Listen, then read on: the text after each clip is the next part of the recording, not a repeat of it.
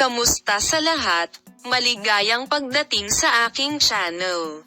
Naging viral ang trailer ng serye sa Netflix na Olive Tree, na pinagbibidahan ni Tuba Büyüküstün. Isang trailer ang nagmula sa Netflix ilang araw lang bago ipalabas ang serye sa TV na Olive Tree, na pinagbibidahan ni Tuba Büyüküstün, Seda Bakan at Bin Yilmaz. Tingnan muna natin ang trailer at pagkatapos ay ang mga reaksyon ng magkasama.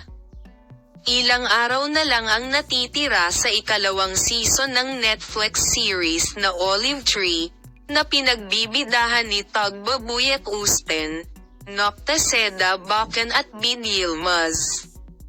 Ang unang season ng serye, na nagsasabi sa kwento ng tatlong magkaibigan na nagngangalang Ada, Leila at Sevga at ang kanilang paghaharap sa nakaraan, ay nai-broadcast ng eksakto 2 taon na ang nakakaraan at malawak na pinapanood. Sa season na ito, ang mga nangungunang aktor ay sinamahan ni Murat Buz, Ferhat Tanir, Riza Kokawglu at Atack Sazmez.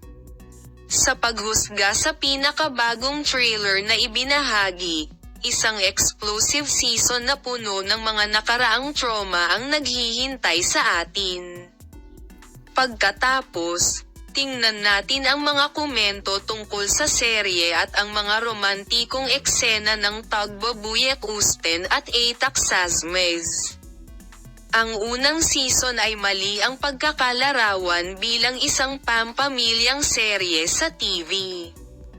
Ang mga romantikong larawan ni Atack Sazmez at Tuba Büyüküstün ay naging isa sa pinaka-pinag-uusap ang mga larawan sa social media. Salamat sa lahat sa panunood ng aking video polem. Makita ka sa mga bagong video.